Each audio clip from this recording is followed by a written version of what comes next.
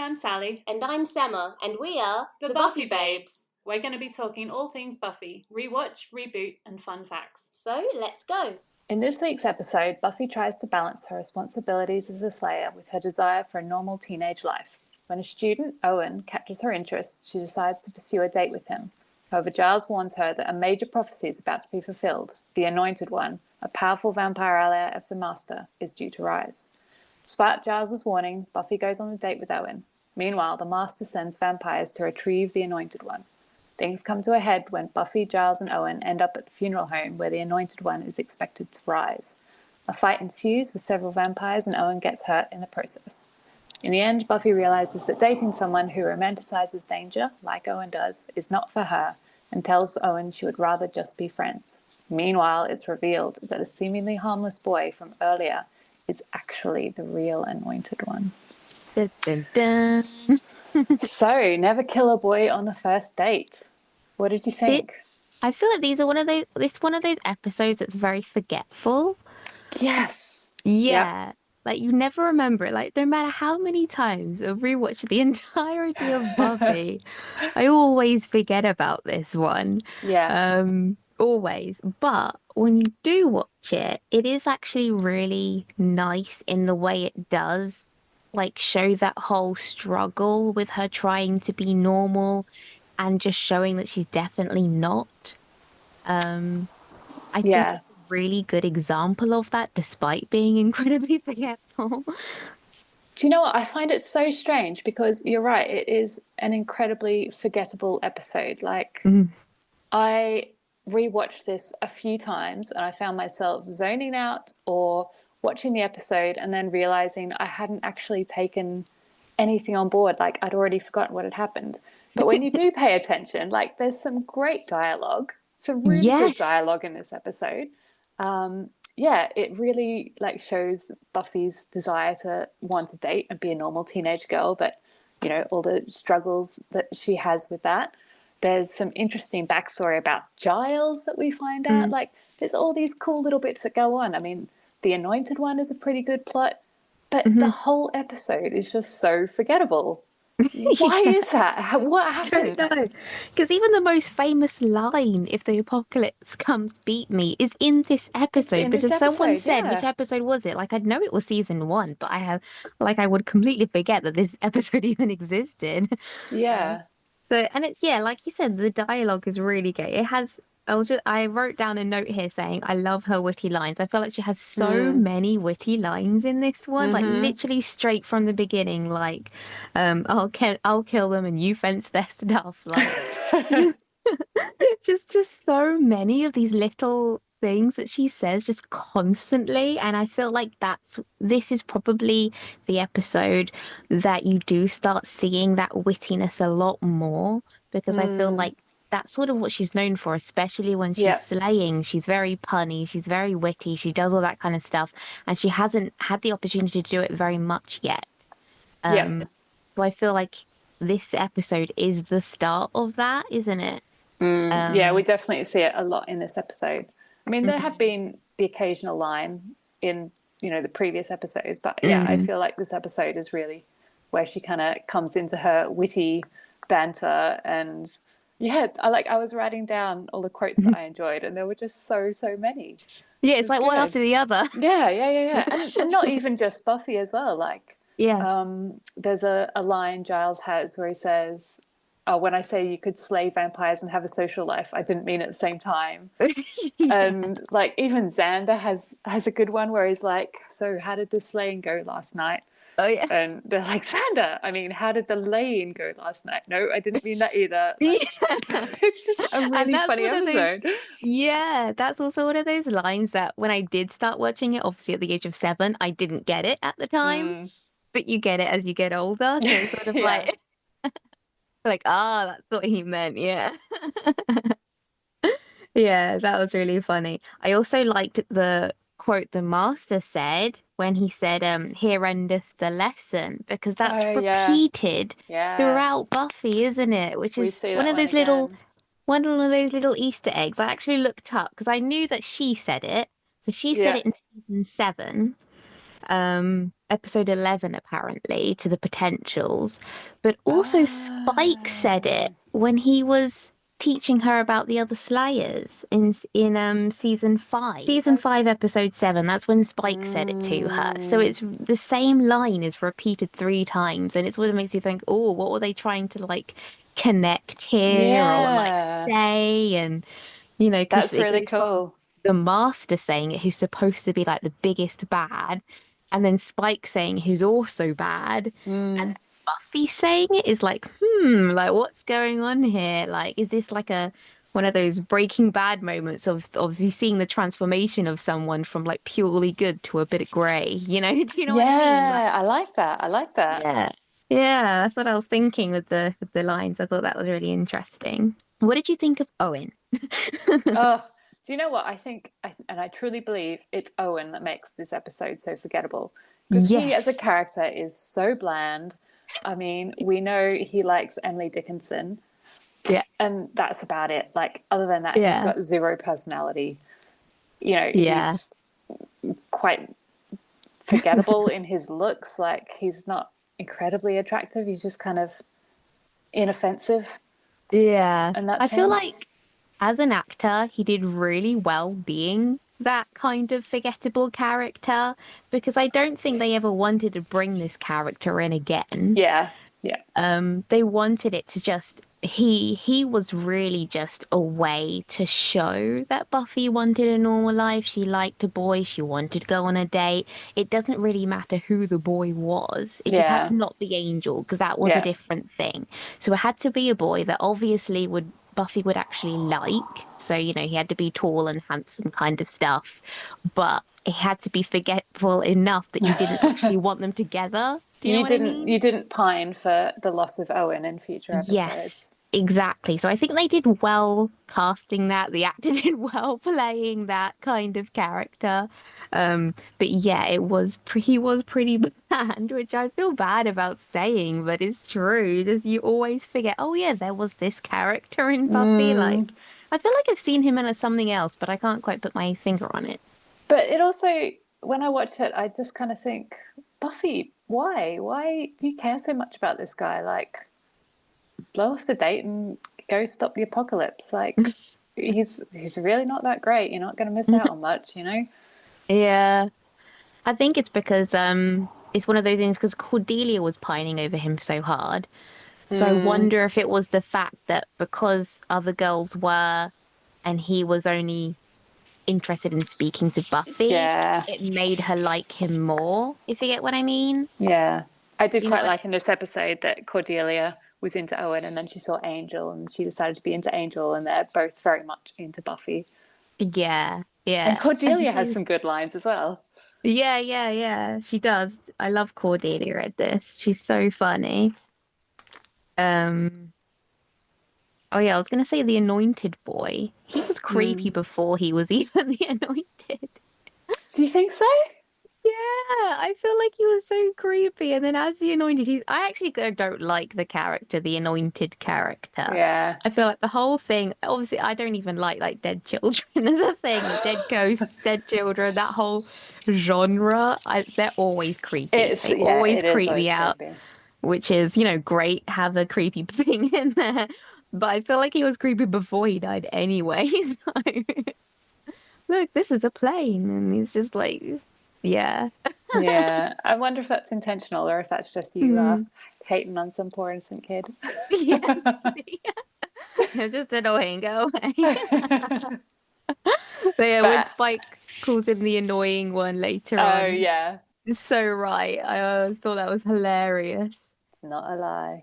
But I mean, he is a pretty good evil character, creepy kid. Like, yeah. I also thought the attack on the school bus on the bus was quite lame and hilariously like slow paced. Do you know what I mean? Like when you're watching them, they're just like smash the window, pull them out, and then bite them. Like, okay.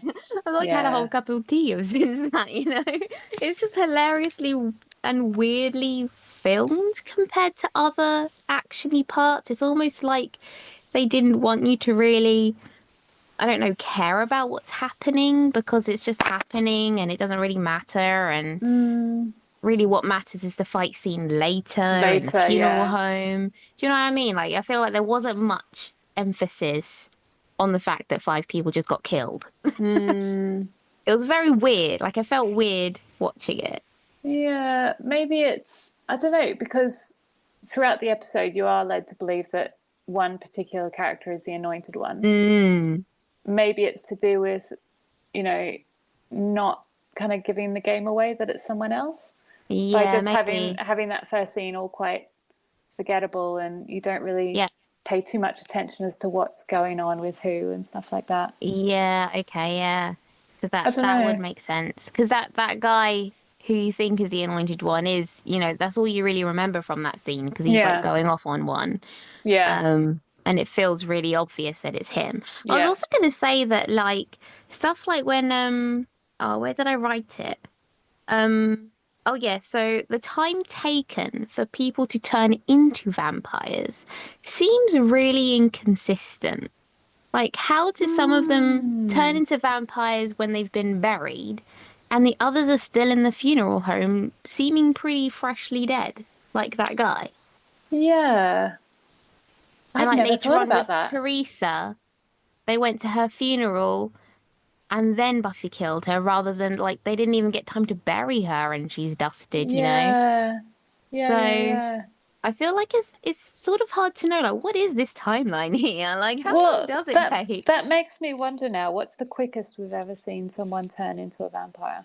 Mm, I just can't think. yeah. Because it is often in a funeral home slash like where is it? The crematorium or whatever they were in.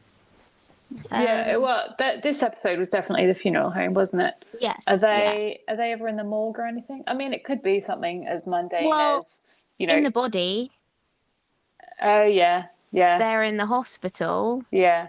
like so I feel like that hasn't been too much time, surely. But I mean, there's never kind of a set amount of time between somebody dying and their burial, isn't it? Like it Mm, does vary. So it could be it that. does. It could Mm. also just be bad plot holes in the series. Maybe. Maybe there's something else, like depending on how like close to death they were when they got bitten, if they were Yeah. healthy Or when how they got or bitten, like approximation to a slayer. yeah. Maybe she wakes them up. It could be. As she walks by their graves, they start coming out. They sense the slayer nearby, yeah, and it awakens Yeah. the vampire in them. It might be, it might be. Interesting. Yeah, that could be an interesting twist. If she was never there, maybe they wouldn't wake up. Giles would know. He'd be able to help Yeah, he us. would. He'll consult his books. Uh, Something that I had completely forgotten about was that Giles said that his father and his grandmother were both watchers, so that he always knew he was going to be a watcher as well. oh. Well, he did say like because he went through his bad phase, didn't he? And he said because he Yeah, was trying to escape his responsibilities yeah. and he wasn't ready. But Um, I feel like in general he has very little sympathy towards Buffy and her destiny. When mm, he did the exact same thing, he was mm, destined to be this, he rebelled against it. You'd think mm, he'd be a bit more understanding, wouldn't you? And I mean, at the end of mm. this episode, he was, to be Yeah. fair. But in general, I think he has very little sympathy for Buffy and the situation that she's in. Mm. I think it's also one of those things like because adults, as you grow up as an adult and you have rebelled in the past, you sort of like think, well, yeah, I did that, but I shouldn't have. So you shouldn't do it too, kind of thing, Yeah. rather than having sympathy for the fact that she wants to do it. But yeah, I think it's a bit like that. But it's interesting that then the Watcher sort of thing, like, is that genetic? Is it like a family thing, like a lineage thing? So everyone from a family become Watchers, and that's sort of how they sort of keep the secret as well, maybe, of the Slayers. Because otherwise, how do you like search for like employ people for that? What would be the job description? Like, come and watch fights or something. I don't know. I mean, yeah, imagine advertising in a newspaper, someone to watch a 16-year-old girl. Yes. Not gonna get the right kind of character. Yeah, exactly. And you mustn't tell anyone about her either. Like, Yeah. so All the Watchers, I think, are so interesting. Like the whole council, all these different Watchers exist. The whole council exists, but only one Slayer at a time. mm. I'd Yeah, I love to wish they know would talk. all the other Yeah, stuff that they do. Like, yeah. yeah, What else do they do? Because they don't seem to be helping on the day-to-day stuff. no. It I is mean, just the they Watcher. definitely like research and have all Mm. their books and things, don't they? Mm. They seem to be a good fountain of knowledge. But then they just rely so much on Giles. Like they never Mm. really pitch in a lot, do they? When you No, think that they could be doing that. but I think they also train potential Slayers too, because like Kendra, she was given to her Watcher as a child, so she didn't even remember her parents. Um, and then like Yeah. Kennedy, she was already with a Watcher. So I think they because the Slayer, yes, there's only one, but she could literally die at any At any time. moment, yeah. So they But have to then have why didn't loads. Buffy have a Watcher from earlier on? Why did Yeah, they I wait wonder until if she she was became the missed. Slayer? Yeah, I wonder if it was one of those things of like they could normally locate potential because that's sort of how they get them training. But she just went under the radar somehow and they couldn't. But they managed, they like her first Watcher did approach her when she did become the Slayer Yeah, to say, "You're now the Slayer." yeah. So they managed to locate her then, but before And that, I then think, why did it go to Buffy and not one of the other potentials who may have already had a Watcher and been yeah, it's trained up? pretty And random, isn't it? I think it they've said is. that it's random. Like, it's like even Kennedy was saying, like, maybe I'm too old. Like, it's always Yeah, normally a younger person. So, yeah. and So she was only it's 15 not at the something they time. deliberately choose then. It's just they get Mm, chosen by some mystical force. yes, exactly. Which we never know how that happens either, because like the first Slayer was given the power from those guys, those Watcher Witch guys, whoever they are. Um, yeah, so she was given the power, and then like how did the power choose? Like how did they decide that the power then gets transferred rather than just forgotten after she dies? Like it's never really explained, is it? No, it's not. Interesting though. I know so many interesting things. Yeah.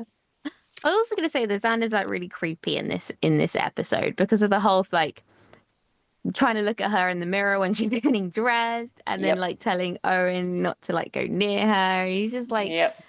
he's so creepy. I thought it was hilarious with the whole pocket watch thing because like Owen's like, "Here, have my watch," and then Xander like looks at his and it's like Tweety Bird. It's Yeah. like it's such a good example of like where he is at in terms Yeah. of his mentality and who he is as a person because he's always goofy and just like not really growing up. And everybody else is kind of thing. Yeah. That's even how he felt when everyone went to uni and he didn't. Yeah. And he was feeling left behind in that sense. And I do feel like that is just, it just shows typically Xander's character as a whole, like his Tweety Bird watch. That's so Yeah. true. Yeah, Mm. I had written down Xander Perv with the whole changing in the bedroom scene. Yeah. And I don't ever remember thinking of him too much as a perv when I Mm. initially watched the series, like Mm. years and years and years ago. But it's definitely something that I pick up on in episodes when I watch Mm. them recently. Yeah. I guess because now that we're older, women with daughters, we're like, excuse me. I don't want a boy like that anywhere near you, kind of Yeah. thing, isn't it? Whereas when you're a young girl watching it, you don't really notice that boys are being pervy or weird because I guess, I don't know, you think it's normal, you think they're just being a boy, you sort of dismiss it. It's more like Yeah. dismissible behavior, isn't it? Yeah. Whereas if Boys will you're be an adult, boys.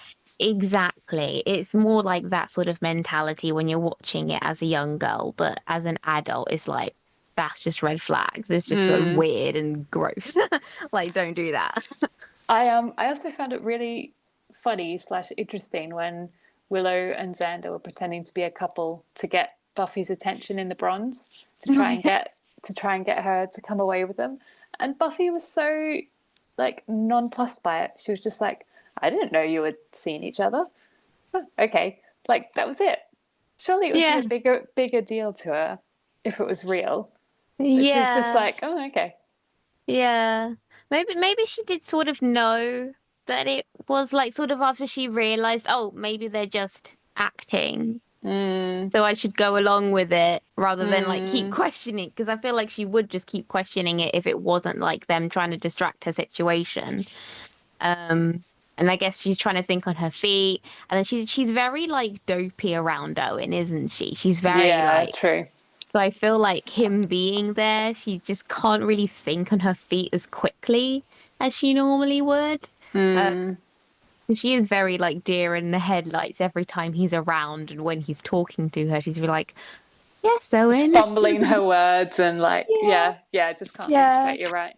Yeah, so I feel like it's more like that situation rather than not not really taking in what's happening, rather than dismissing the fact that they might be together. Yeah, that's a good point. Poor Willow, though. It must suck to pretend to be in a relationship, even if it's for, that short amount of time with someone that she actually does fancy. I know. I sort of like hate all this bit when she's pining for him. Like I can't wait for when she meets Oz. Like I love her and Oz. I think they're such a cute couple. Yeah. Because he really like brings her out of her shell. Like he's really good for her. He gives her so much confidence in herself and being herself. Like he's never made her feel like she had to be something else, and that's what I really liked about their relationship. Yeah. He really saw her for who she was. And liked it. Like didn't try to change anything about her. Wasn't embarrassed like by her or anything. Yeah. Oh, so cute together. I really like that. So I actually can't wait for like season 2 stuff, because I love season 2. Yeah. I do feel like a bit of a negative Nancy with all these season 1 episodes where I'm like, oh, I don't like this episode. Oh, this one's really forgettable. Let's just get to season 2. It's so good. Yeah. Well, we need to keep going though, don't we? There are some good ones in season 1. Like the last one. That was good. The next one's pretty good. Which one's the next one? The Pack? Is that what it's called? Yes. So that is the one that I saw as the first ever Buffy episode when I was switching the channels at whatever clock at night it was, 8 o'clock, 9 o'clock, I can't really remember when it was on TV. And that's the first episode I ever saw. Really cool. I love the Pack. Mostly because I'm very nostalgic about that episode, but also I think it's a really good episode as well. It is a really good episode, yeah. I just like the way, like, who thinks of this being possessed by a hyena? But anyway, we will talk about it next time. But yeah, I just love that episode. It's just so good. We're getting ahead of ourselves. I know. So, Sally, have you got any fun facts for us then? Do you know what? I have some very also forgettable fun facts about this forgettable episode. Great. There was not a lot of fun facts around this one. So, Owen was originally called Chambers. Chambers? Yeah. Why? In the early script, and the episode was called The Anointed, which understandable. Okay. But that Chambers, I don't know why it was Chambers. Yeah, I'm glad they changed that. 2.8 million tuned in to watch this episode. Wow. And that's a lot at the time, isn't it? I mean, it is, yeah. We did talk about this, but the famous line, if the apocalypse comes, beat me. But then until season 4, she doesn't have a pager. She only has it for that one episode, because then in season 4 she gets one from the Initiative, and she's like, oh, I always wanted to get one of these. Do you remember that? Yeah, so yeah, that's true. It has that line, but she doesn't actually really have a pager or anything. It's just in that one episode she briefly has it. So there's our fun facts. Yes, for this incredibly fun episode. Yes. It is interesting, and now it's created a plot hole as well. So. That's very true. Yeah, but there's been a lot going on with the reboot. people are calling it the reboot. Some people aren't calling it the reboot, but it is basically a reboot, isn't it? Yeah, I mean, yeah, reboots. It's a continuation. What's it called when they redo a series or movie? What's that called? Oh, I don't know, actually. No idea. Anyway, they're not doing that, are they? They are rebooting it. Starting it up again. Yeah, exactly. Some more pictures. And it is taking place 25 years later, which is interesting. And I like that they're doing that. It makes it feel like, oh, you know, picking up where we left off kind of thing. So yeah, do you want to tell us the latest news? I mean, we've seen some pictures online of sets. Something about a vampire fest. Yes. And I've seen a lot of angry people about that. The Sunnydale High School. Yes, that was very cool. So it does make me wonder what's going to be happening in this season, or in these early episodes. Yeah, because I don't really obviously, you know, we haven't seen it, we don't really know much about it, but this whole Vampire Fest thing, I kind of hope that it's not about like, oh, everybody knows about vampires now. Like, I feel like how would that be the whole Slayer as a secret thing or having any sort of secrets? Because I feel like the thing that made Buffy very successful is because she had a secret that she couldn't tell anyone. And literally throughout the entire seasons is all about her keeping the secret and only a few people knowing. And then it's, you know, and then like right at the end, it's like, oh, okay, you're not the only one. Everybody sort of knows. Wow. But, you know. So I don't really know like how what would be the continued message, if you get what I mean. Yeah, but at the same time, that everyone knows. Like, we don't want to see Buffy still continuing to have to hide, you know, 25 years later, do we? Rehashing the same kind of struggles. Yeah, it's true. Yeah, especially with so many potentials coming out. How can you possibly still keep it a secret? If there's so many people who know about it, how can you keep that a secret? So do we think that there's still like a whole world of potentials then in this new series? I have always felt that there would be, based on nothing at all. Because the way season 7 finished, it always just made me think that all these potentials had come out, so now there were going to be all these different people to be able to fight evil, and it wasn't solely on Buffy's shoulders anymore. And that felt like a really good place to leave the series. And so in my mind, with it coming back, it had to be picking up of, okay, so all these people are now fighting evil as well. Buffy included. Is she like head of some kind of organization or council, like training, directing? Is it going to be like Slayer politics? All these things that would be really interesting. Yeah. I feel like they could go in a lot of different directions with, you know, general population knowing about Slayers and there being a lot more people involved in it. Yeah, because then they could do a thing of like the Slayer Academy where all the potentials go to train. Because you know about them all now. And then I feel like that's how they could do the whole appealing to the younger generation because they're in a school. And then us as the older generation will appeal to like the parents and the teachers, like, you know, the genre people. So I feel like that would be a good way of like having the two separate generations that you're trying to appeal to, but in the same show. Yeah. So, because I feel like they did that really well in Legacies, if you've ever seen that. It's like a Vampire Diaries spin-off. Okay, no, I haven't seen it. Yeah. So it's basically the kids of everyone in the Vampire Diaries, whoever had kids, they're now in Legacies in the school. And everyone in the Vampire Diaries is the parents. So I actually really liked that way of doing it because then you could still enjoy it as an adult because you sort of appeal to like the parent teacher side. And then I guess the younger generation enjoying the Supernatural series would appeal more to the student side. Yeah, so, with that teen element in it. Exactly. So I thought if that would probably be a good way of doing Buffy, but I don't really know how else they would do it otherwise. Because if they wanted a whole high school situation again, I feel like it didn't quite work when she was the teacher in it, like the I really disliked that. Like the counselor. The counselor, yeah. Yeah. I didn't think that worked. No.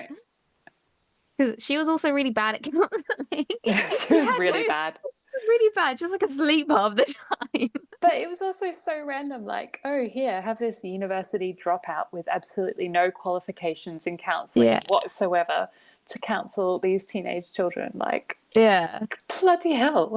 What are they thinking?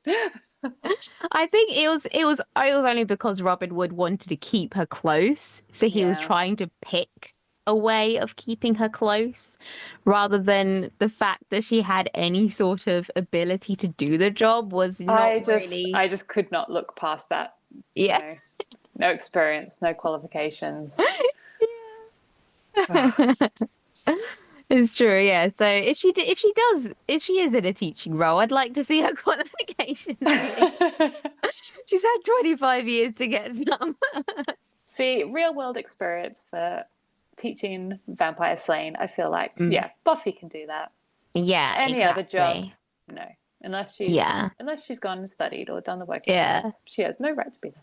In those terrible outfits that she wore in season 7. Ugh. Do you hate season 7 outfit? Oh, God, I'm just thinking about it. Yeah, no.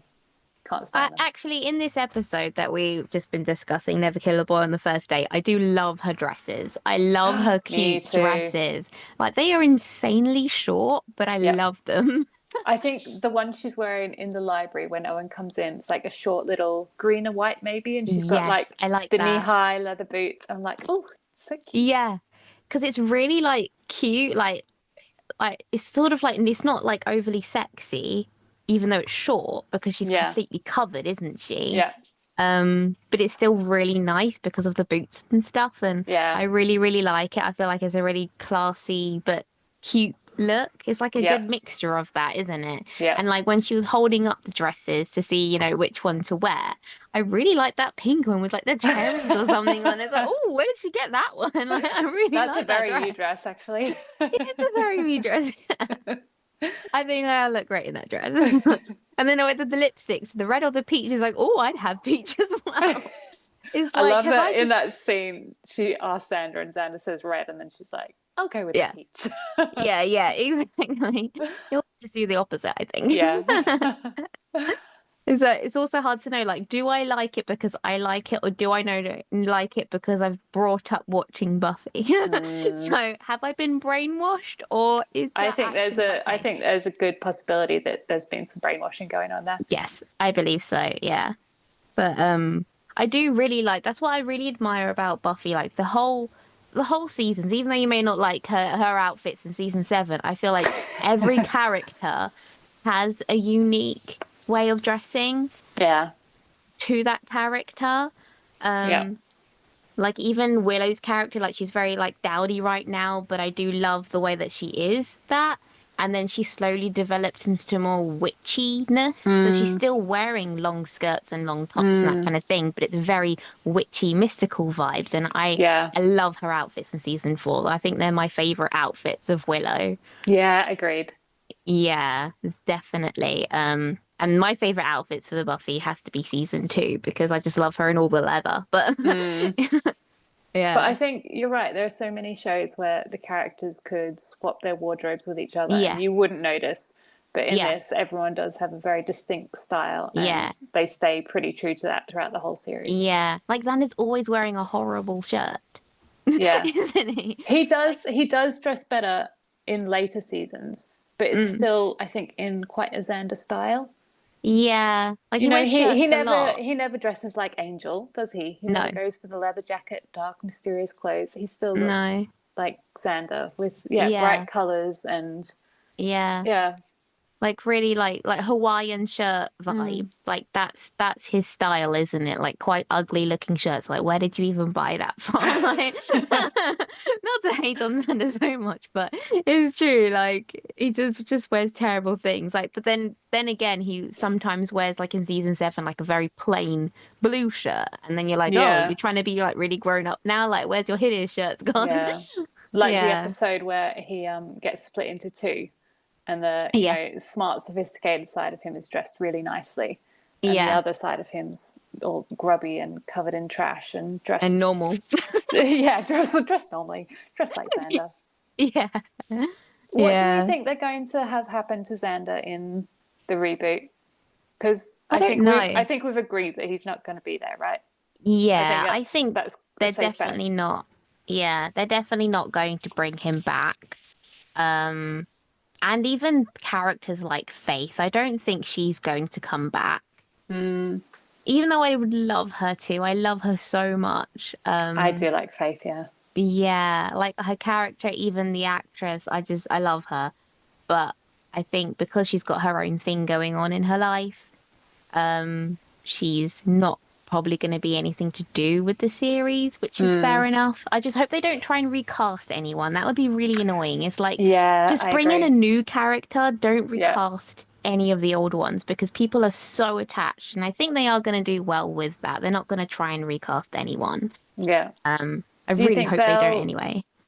They'll explain away the absence. I mean, Faith, you could probably get away with not bringing her up, not mentioning where she is. But Xander, because he's been such a core part of the trio, they do kind of have to say where he is. Especially if Alison Hannigan is going to be part of it. Yeah. I think she might be. I feel like because they've been doing a lot of Q&As together and chatting about it in general, I feel like she might be a part of it. So if they do, it could be like, I don't know, either Xander died but that would be too sad maybe. Maybe Xander is just living on the other side of the world. He met some sort of like ex-demon. Yeah, like continuing his trend. He's met another demon, but he's happy. Yeah. Yeah, it might be that. I feel like that would be a better way to explain it away, and not really have him play a part in it at all. Yeah. But I feel like also because it's been long enough, it's like 25 years, like a lot happens in 25 years. The actual seasons are only 7. Yeah, exactly. So it can just be the case of they just grow apart and that's okay. Yeah. It's harder to obviously explain Dawn. Yeah. But I think they'll do a good job of giving respect to that anyway. They obviously have to have Giles. I mean, why wouldn't you? He still looks fantastic at his age. You just have to include him. Yeah. I think Alison Hannigan, she posts a lot of throwbacks to Buffy, so I think she would definitely be keen for it if the opportunity was presented to I don't think she's doing much at the moment, is she? I haven't seen her in a lot lately. So I think she'll definitely be a part of it if they're letting her. Yeah. I don't know if Charisma Carpenter's going to be in it. No. But I'm enjoying her new podcast. I watch clips of it. Very interesting. Any bits of info you can share? No spoilers, unfortunately. She doesn't really say anything, and I don't think she knows much anyway because she's not really involved. Yeah. But she does say stuff like she would love to be a part of it if she's got the opportunity to be a part of it. James Master says a lot of like, I'm not saying anything. Yeah. So I don't know if he is going to be a part of it at all. Like, it would be cool. Like, they do have AI now. Just make him look younger.